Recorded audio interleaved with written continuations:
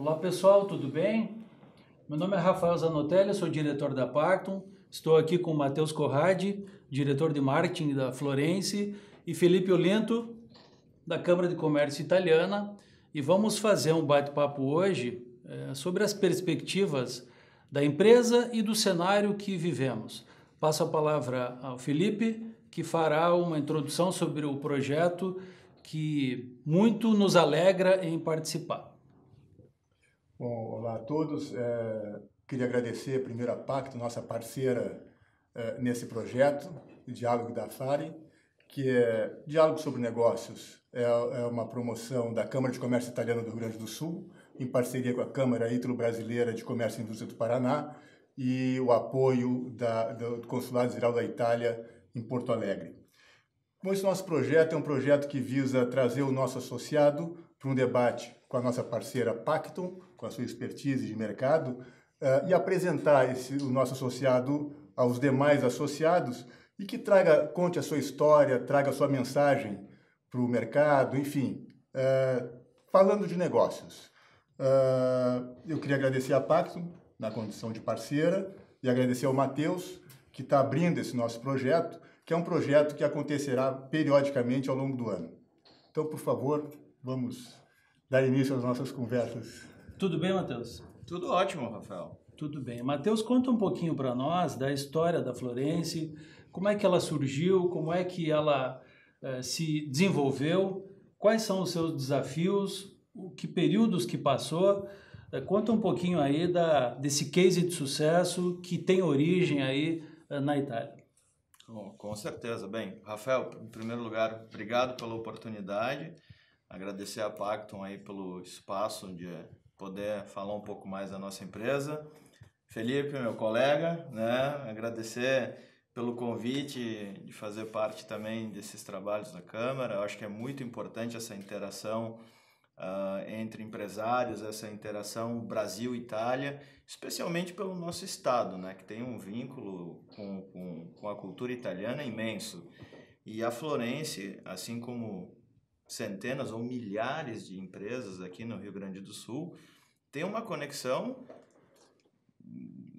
vital com a Itália. Vital eu falo no sentido de toda a história, né, do processo de fundação da Florence, que é uma empresa de Flores da Cunha, até, né, por isso o nome da nossa empresa se chama Fábrica de Móveis Florence.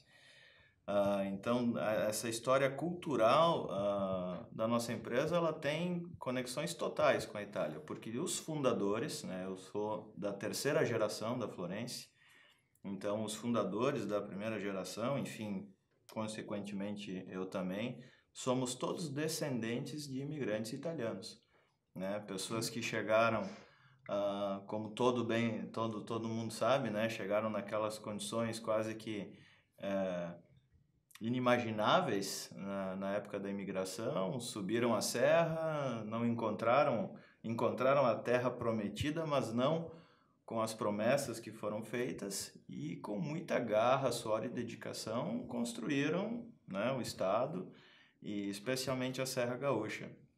E a Florence é uma dessas empresas, né? Uma empresa que tem no seu DNA um elo italiano muito forte, e que isso também foi o grande responsável pelo desenvolvimento da Florence. Pouca gente faz essa conexão, mas a Florence ela só está hoje onde está em função desse link com a cultura italiana. Por quê? Porque quando foi fundada a empresa em 53, imagina, em 1953, não existia muita coisa no Rio Grande do Sul, né? Eu escuto as histórias, escutava do meu avô, um dos fundadores que é falecido, mas eu escuto do meu pai até hoje. Não se tinha telefone, né? Se tinha que pegar um carro e ir para Caxias fazer uma ligação, que não tinha essa estrutura. Então, a tecnologia não era presente, né, no Brasil como um todo. E essa conexão com a cultura italiana permitiu que no início da década de 70 e final dos anos 60, o nosso outro fundador, o senhor Lourenço Darcy Castellan, fizesse conexões com um grupo de fabricantes de maquinário para mobiliário na Itália. E é uma história bem interessante esse grupo, esse consórcio da Coimal, ele representava uma série de fabricantes italianos que queriam montar uma empresa modelo na América Latina. E esse elo, né, esse elo cultural, falar a língua, né, é engraçado porque lá na Serra a gente fala o dialeto vêneto, que hoje na Itália é raro, não se tem isso. Então toda essa questão cultural facilitou muito o processo de aproximação da Florence com este consórcio, que culminou na metade dos anos 70 com uma fábrica completamente nova, em Flores da Cunha. Então, falando, né, dessa relação Brasil-Itália, a Florence é a prova viva de que se não fossem as relações culturais, comerciais, sociais, esse entendimento, né, entre a Itália e o Brasil, a Florence com certeza não estaria nesta fase hoje. É interessante como a veia empreendedora, né, e a garra estão presentes nos depoimentos, em especial das empresas de sucesso, né? Agora, em relação à Florence, hoje ela está em quantos estados? Ela tem uma operação internacional? Conta um pouquinho dessa estrutura toda que vocês conseguiram atingir como um exemplo a ser seguido por todos os associados da Câmara. A Florence completou agora, no dia 18 de maio, completou 64 anos. Então, a indústria tem 64 anos. Nós temos hoje 600 funcionários trabalhando em Flores da Cunha. A única unidade fabril da Florence é em Flores da Cunha. E nós temos hoje essa unidade dedicada a mais de 60 lojas no Brasil e 12 lojas no exterior. Ou seja, o nosso meio de comercialização é através dessas franquias, né? Essas franquias estão espalhadas aqui em praticamente todos os estados brasileiros. Há uma concentração maior na região sul e sudeste pela situação, inclusive, econômica do país, não de hoje, né? Enfim, a situação normal de maior nicho de mercado. E fora do país nós temos operações muito interessantes, né? A mais antiga é no Uruguai, nosso vizinho aqui, nós temos operação lá desde a década de 90, mas o mercado mais promissor em termos de crescimento e percentual é o mercado americano. E nós encontramos uma oportunidade muito bacana de trabalho no mercado americano, que novamente foi aberta por quem? Pelas indústrias italianas. Que as indústrias italianas estão no mercado americano vendendo o estilo contemporâneo, o famoso Made in Italy, desde a década de 70. E nós, desenvolvendo o mercado externo, né, pesquisas, encontramos uma oportunidade bem bacana de trabalhar esse nicho que foi aberto, né, há muito tempo atrás por essas empresas. A Florence não é por acaso que tem associado à sua marca expressões como qualidade, né, por exemplo. Matheus, mas em relação ao cenário brasileiro atual, como é que a Florence está enxergando, como é que está se preparando em relação a essas novas tecnologias, como é que vocês enxergam tudo isso? Bom, a gente pode separar em duas questões, né? Primeiro, uma coisa que a gente trabalha muito na Florence é tentar enxergar no tempo tudo que pode ser uma ameaça para a empresa, mas uma ameaça que a gente consiga gerenciar. Por exemplo, todo mundo fala, crise no país. A crise não é gerenciável pela Florence, são outros fatores. E a crise é para a Florence e para o concorrente dela. Então, vamos baixar a cabeça e trabalhar. Bom, o que a gente consegue gerenciar?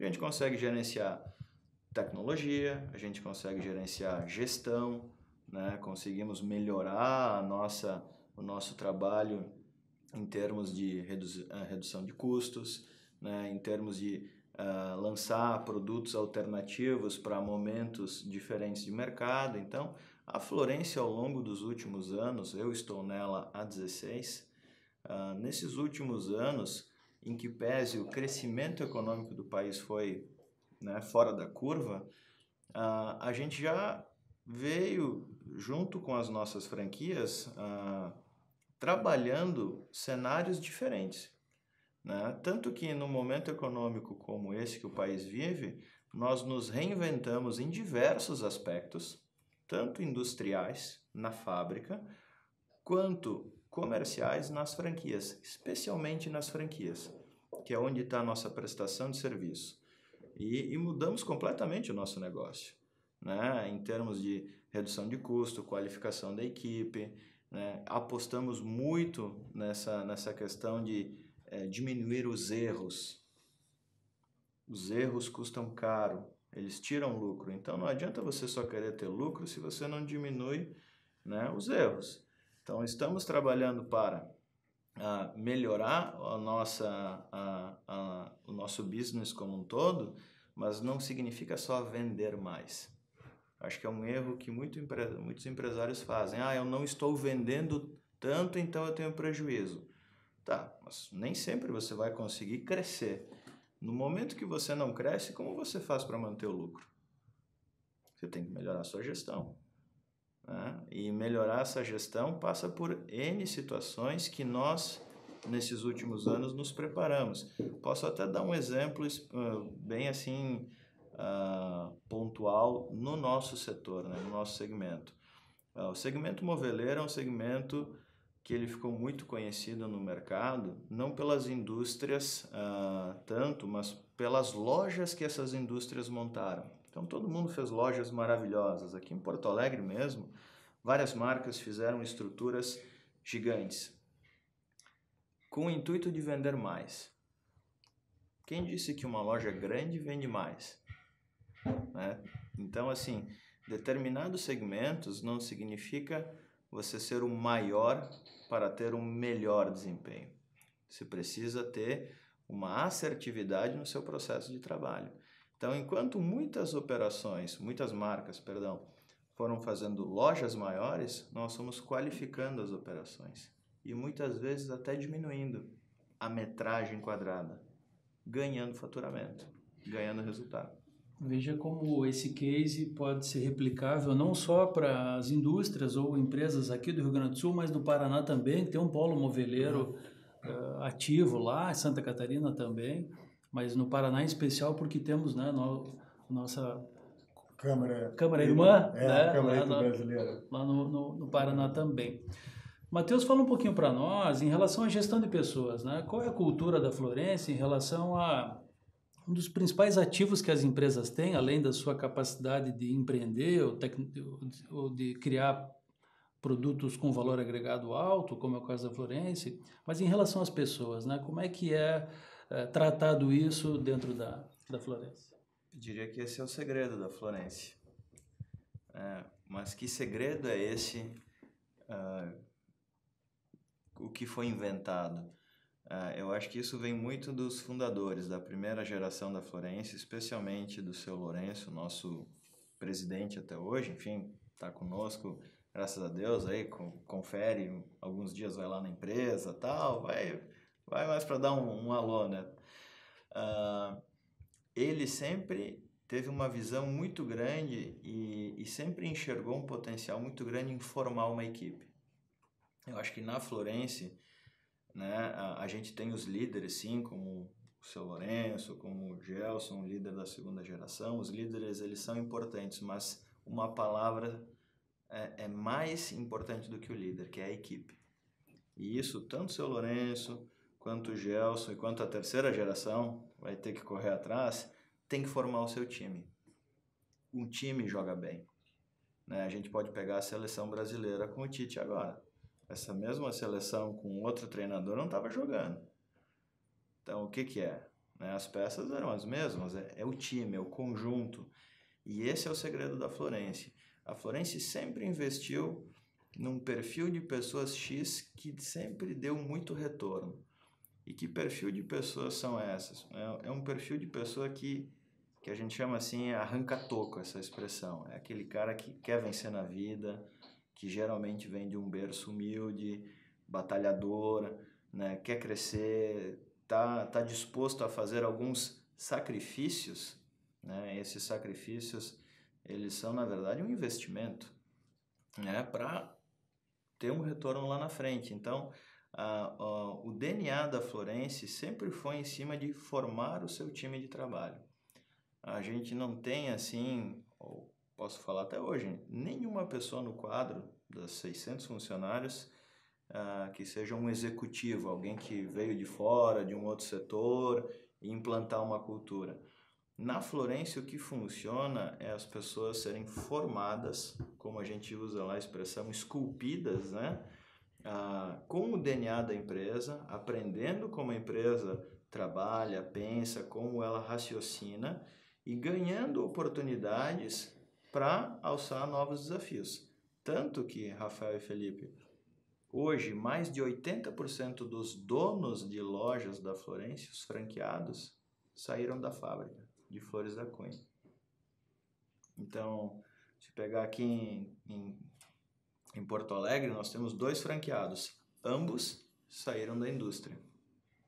Não foram investidores que a Florence colocou no negócio, não. São pessoas formadas dentro da empresa. Que vão ter o domínio completo de toda a gama de produtos e serviços que se origina da operação da Florence, né? Matheus, um outro assunto que eu acho que seria muito importante colher a sua leitura é sobre a questão tributária. O Felipe e eu conversamos muito quando as empresas italianas pretendem vir ao Brasil e ficam em dúvida sobre o que fazer em relação à matriz tributária brasileira, que é complexa, é burocrática, é onerosa, né? E eu gostaria de ouvir a sua leitura em relação a Florence, nesse desafio que é sobreviver, né, no país com essa carga tributária nos níveis que nós temos hoje, né? É um assunto bem delicado esse. A Florence, e isso eu posso falar com todas as palavras, até um motivo de orgulho isso. Nós hoje somos 100% formais. Hoje não, há muito tempo. E quando a gente faz o fechamento dos nossos números e a gente vê a quantidade de imposto que só a nossa operação de indústria arrecada, e muitas vezes compara com o lucro ou com o resultado, a gente realmente fica assim, não vou dizer decepcionado, mas a gente fica muito triste, porque esse dinheiro, se ele fosse bem utilizado, ou se ele retornasse de alguma forma, tá tudo certo, né? A gente tem operações em outros países, Estados Unidos é um modelo, e os impostos não são baixos. Os impostos existem e até na pessoa física são mais pesados que aqui no Brasil, alguns deles. Mas você tem um retorno. Então, o que eu acho que nós, empresários, temos que fazer no Brasil não é só brigar para reduzir os impostos. Eu acho que os impostos, eles estão aí, se eles são necessários, ok, mas eles têm que ser bem utilizados. O problema do empresário é que ele não tem o retorno do seu imposto. Mas na Florence, nós temos um lema. A gente tem que trabalhar de maneira correta sempre e a operação tem que ser viável. Então, hoje, como você bem usou a palavra, nosso sistema tributário ele é um labirinto. A pessoa tem que ser praticamente um cientista para entender, um mestre. E esse mesmo labirinto, legalmente, ele te abre muitos caminhos e opções. Eu acho que as empresas, né, o empresário, ele tem que saber hoje que não é só ele ter uma ideia, produzir bem e vender. Ele tem que ser um gestor. E gestor, você tem que saber de contabilidade, você tem que saber do sistema jurídico, você tem que saber das regras fiscais, porque você pode muitas vezes tomar uma decisão, ter uma ideia maravilhosa e a execução dela ser terrível. Por exemplo, eu cuido da área de marketing da Florence, mas eu preciso conhecer de contabilidade, eu preciso saber ler um contrato, eu preciso entender as regras fiscais das franquias, porque essa orientação jurídica e fiscal, ela hoje pode trazer muito mais resultado do que simplesmente a margem que você tem no produto. Então, eu acho que o empresário ele precisa olhar esse ponto, né? E existe muito assim essa cultura do o imposto é caro, vamos sonegar. Eu acho que não tem que trabalhar dessa forma. Vocês têm que trabalhar correto. Exigir o retorno desse tributo, sim. Mas pode ter certeza que todas as operações existem maneiras legais de você equacionar a sua operação.